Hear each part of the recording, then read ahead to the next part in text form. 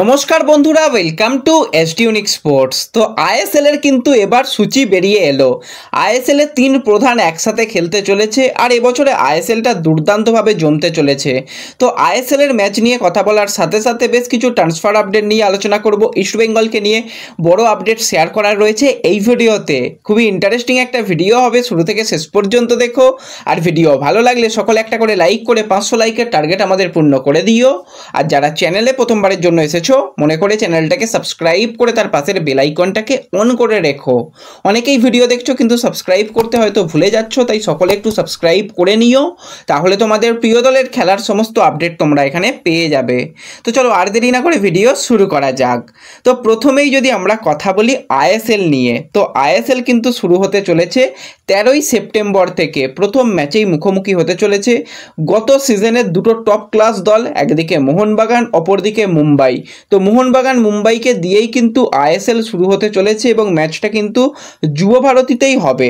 এবং তারপরে কিন্তু বাকি প্রধানদের ম্যাচ রয়েছে। 14ই সেপ্টেম্বর কিন্তু ইস্টবেঙ্গল খেলতে চলেছে বেঙ্গালুরু এফসির সঙ্গে অ্যাওয়ে ম্যাচ, এবং মোহামেডান কিন্তু খেলতে চলেছে 16ই সেপ্টেম্বর নর্থ ইস্টের সঙ্গে, তারা অভিযান শুরু করবে। এবার মোহামেডানের কিন্তু হোম ম্যাচগুলো সবকটাই কিশোর ভারতীতে হবে, শুধুমাত্র কলকাতা ডার্বিগুলো কিন্তু তারা যুব ভারতীতে খেলবে। বাকি ম্যাচ সমস্ত কিশোর ভারতী থেকেই কিন্তু হবে। আর কিশোর ভারতীকেও কিন্তু আরও ভালো করে সাজিয়ে তোলা হচ্ছে আইএসএল এর জন্য। এর আগেও আইএসএল হয়েছে কিশোর ভারতীতে, কিন্তু সেটা অনেক দিন আগেকার কথা।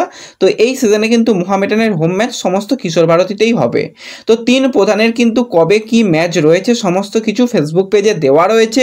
যারা এখনও ফেসবুক পেজে জয়েন হওনি, এই ভিডিও ডেসক্রিপশন বক্সের লিঙ্ক থেকে তোমরা ফেসবুক পেজে জয়েন হতে পারো। এছাড়া তোমরা সরাসরি ফেসবুকে গিয়ে SD unique sports channel search করেও কিন্তু সেখানে সরাসরি জয়েন হতে পারো।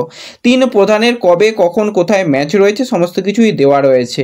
তো মোটামুটি সপ্তাহের 7 দিনই কম বেশি করে ম্যাচ রয়েছে, মাঝে মাঝে বন্ধ রয়েছে, ইত্যাদি ইত্যাদি রয়েছে। এবার প্রথম যেটা ফিক্সচার ঘোষণা হয়েছে ফার্স্ট লেগের, সেখানে কিন্তু আমরা 13টা করে ম্যাচ খেলতে দেখব প্রতিটা দলকে। তো সেখানে কিন্তু আমরা 3টে কলকাতা ডার্বি ফার্স্ট লেগে দেখতে পেতে চলেছি। 5ই অক্টোবর মোহনবাগান এবং মোহামেডানের প্রথম কলকাতা ডার্বিটা অনুষ্ঠিত হতে চলেছে, এবং বাংলার সবথেকে বড় কলকাতা ডার্বি 19শে অক্টোবর কিন্তু ইস্টবেঙ্গল বনাম মোহনবাগান খেলতে চলেছে। এবং তার পরের ডার্বি 9ই নভেম্বর কিন্তু হতে চলেছে ইস্টবেঙ্গল বনাম মোহামেডান। তো তিনটে ডার্বি ম্যাচই কিন্তু হাড্ডাহাড্ডি হবে ফার্স্ট লেগের, এবং পরবর্তী সময় জানুয়ারি মাসে আবার নতুন ফিক্সচার ঘোষণা হয়, সেখানেও কিন্তু আমরা 3টে কলকাতা ডার্বি দেখতে পাবো। তো পরপর 3টে ডার্বি ম্যাচ রয়েছে তো, এবং হাই ভোল্টেজ ম্যাচগুলো কিন্তু হবে, এবং সবকটা ম্যাচই কিন্তু তোমরা যুব ভারতী থেকে ডার্বি ম্যাচগুলো দেখতে পাবে। এবার ইস্টবেঙ্গলের কিন্তু ম্যাচগুলো যেরকম হোম ম্যাচও রাখা হয়েছে, প্রথম দিকে কয়েকটা ম্যাচ অ্যাওয়ে ম্যাচ রয়েছে, তো সেই ম্যাচগুলোও কিন্তু তোমরা দেখে নিও। মোহনবাগান তারা প্রথম ম্যাচই হোম ম্যাচ খেলবে, এবং মোহামেডান তারাও প্রথম ম্যাচ হোম ম্যাচ খেলবে, কিন্তু ইস্টবেঙ্গলকে অ্যাওয়ে ম্যাচ খেলতে হবে। এবার তোমরা ম্যাচ দেখবে কি করে, বাংলায় দেখবে কি করে, সবার মনে প্রথমেই প্রশ্ন আসবে। তো গত বছর যেরকমভাবে তোমরা ম্যাচ দেখে এসেছো, তো সেইভাবেই কিন্তু তোমরা ম্যাচ দেখতে পাবে। জিও সিনেমা থেকে সম্পূর্ণ বিনামূল্যে তোমরা সমস্ত ভাষায় দেখতে পাবে, ইংরাজি, বাংলা, হিন্দি, মালায়ালাম ভাষায় তোমরা দেখতে পাবে। এছাড়া তোমরা টিভিতে কিন্তু স্পোর্টস 18 নেটওয়ার্কের চ্যানেল থেকে দেখতে পাবে। ম্যাচের কিন্তু দুরকম সময় রাখা হয়েছে, সন্ধ্যা 7:30 থেকে বেশিরভাগ ম্যাচগুলোই রয়েছে, এবং যেদিন ডবল হেডার ম্যাচ রয়েছে সেদিন বিকেল 5টা থেকেও ম্যাচ রয়েছে।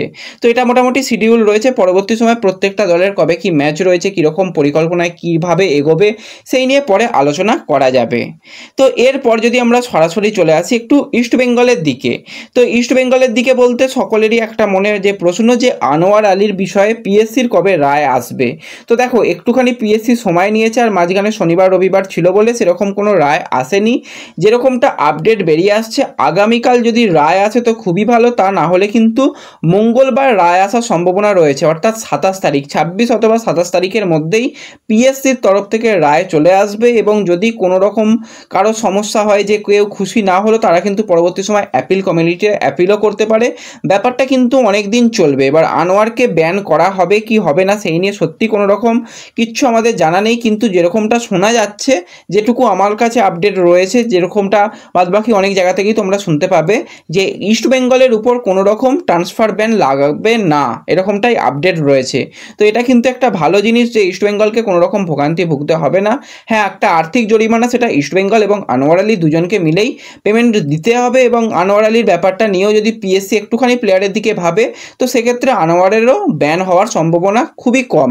হয়তো একটা বড় আর্থিক জরিমানা সেটা ঠিক আছে, কিন্তু ব্যান হলে কিন্তু সমস্ত জায়গাতেই সমস্যা হতে পারে, বিশেষত ইস্ট বেঙ্গলের ডিফেন্সে অনেকটাই সমস্যা হবে। তো আনোয়ারের দিকে কিন্তু ইস্ট বেঙ্গলরা অনেকটাই তাকিয়ে রয়েছে। এবার অ্যালেক্স সাজিকে নিয়ে তোমাদের এর আগের ভিডিওতেই একটুখানি আপডেট জানিয়েছি।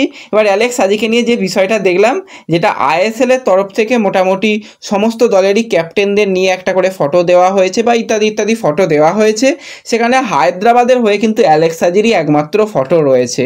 এবার হায়দ্রাবাদ অ্যালেক্স সাজিকে ধরে রেখে তারা দল গঠন তো অবশ্যই করেছে, এবার বাকি দলগুলোকে ট্রান্সফার ফি দিয়ে নিতে হবে। মোহনবাগান অবশ্যই তারা ইনকোয়ারি পর্বে গেছে, এখনও বড় অফার রিচ করেছে কিনা আজকের দিনে পর্যন্ত কোনো রকম আপডেট নেই, এবং ইস্ট বেঙ্গলের সঙ্গে কিন্তু অ্যালেক্স সাজি কথাবার্তা এক প্রকার চূড়ান্ত করেই রেখেছিল। এবার পুরোপুরি ব্যাপারটাই অ্যালেক্স সাজির উপর নির্ভর করবে সে কোন ক্লাবে খেলবে। এর আগেও আমরা দেখেছিলাম আপুইয়ার ক্ষেত্রে দুই প্রধানের টক্কর, এবং আপুইয়া নিজেই চেয়েছিল মোহনবাগানে খেলতে, তো সেই কারণে সে মোহনবাগানে খেলেছে।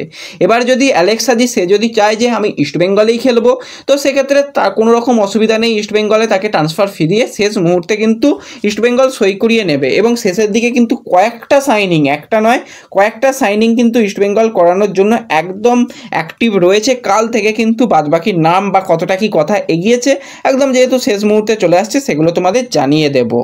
তো এরপরে যদি আমরা সরাসরি চলে আসি একটুখানি মোহামেডানের দিকে, তো আমার খুবই একজন পছন্দের প্লেয়ার, কিন্তু গত সিজনে আমরা ভেবেছিলাম যে ইস্ট বেঙ্গলের জার্সি গায়ে সে খেলবে আইএসএলে, কিন্তু খেলেনি, সে আই লিগে ফিরে গিয়েছিল, কিন্তু আবারও আই লিগ ছেড়ে সে আইএসএলে আসতে চলেছে। 25 বছর বয়সী ভারতীয় রাইট ব্যাক জোয়াও জোহালিয়ানা, যাকে কিন্তু আমরা নর্থ ইস্টের জার্সি গায়ে আইএসএলে ধারাবাহিক দুর্দান্ত ফুটবল খেলতে দেখেছিলাম। 21টা ম্যাচে খুবই ইমপ্রেসিভ পারফরমেন্স ছিল, বেশ কিছু ম্যাচে কিন্তু ম্যান অফ দ্য ম্যাচও হয়েছিল, এবং আই লিগেও 33টা ম্যাচ খেলার অভিজ্ঞতা রয়েছে। ক্লাব ক্যারিয়ারে 58 ম্যাচে কিন্তু 6টা গোল এবং 2টো অ্যাসিস্ট রয়েছে। লাস্ট সিজনে আইজলের হয়ে দুর্দান্ত পারফরমেন্স করে আসছে, তো তাকে কিন্তু এবার অফিসিয়ালি মোহামেডান সাইন করিয়ে নিয়েছে। 2026 সাল পর্যন্ত মোহামেডানের সঙ্গে যুক্ত হয়েছে এই জোহাও জোয়ালিয়ানা। তো দুর্দান্ত প্লেয়ার, আশা করা যায় মোহামেডানের ফার্স্ট 11-এরই প্লেয়ার হবে। আর অনেকেই মোহামেডানের একদম প্লেইং 11 বা ফরমেশন নিয়ে জানতে চাইছো, তো দেখো বাদবাকি সাইনিংয়ের আপডেটগুলো সব এসে যাক, যেরকমটা পরপর আপডেট আসছে সেগুলো তোমাদের সঙ্গে শেয়ার করে নিই, তারপর অনেকগুলো পরিকল্পনা নিয়ে কিন্তু অবশ্যই আলোচনা করা যাবে। তো মোহামেডান সমর্থক যারা ভিডিওগুলো দেখছো, যেরকমভাবে তোমরা সাপোর্ট করছো অবশ্যই সাপোর্ট করো, তোমাদের জন্যও কিন্তু প্রচুর প্রচুর আপডেট আমাদের চ্যানেল থেকে তোমরা পেয়ে যাবে।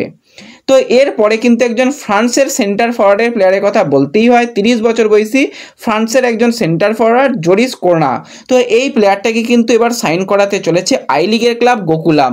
প্লেয়ারটা ক্লাব ক্যারিয়ারে বেশিরভাগ সময় কিন্তু লিগা 2 অর্থাৎ ফ্রান্সের যেটা সেকেন্ড টায়ার লিগ ক্লাব, সেই ক্লাবের হয়ে ম্যাচ খেলেছে। 104টে লিগা 1 সেখানেও কিন্তু ম্যাচ খেলে আসছে। 200 ম্যাচে 45টা গোল, 3টে অ্যাসিস্ট রয়েছে। প্লেয়ারটা মূলত সুপার সাব প্লেয়ার হিসাবেই খেলতে দেখা যায়। তো ফ্রান্সের প্লেয়ার মানেই কিন্তু তার উপর একটা আলাদা নজর থাকবে। এতদিন যেরকম ফ্রান্সের প্লেয়াররা এসেছে ইন্ডিয়াতে, এসে বেশিরভাগ প্লেয়ারই সফল হয়েছে, আর এই বিদেশি প্লেয়ারের যেরকম খেলা স্টাইল দেখলাম গোকুলামের হয়ে কিন্তু একটা দারুণ সাইনিং হয়েছে কিন্তু এই প্লেয়ারটা।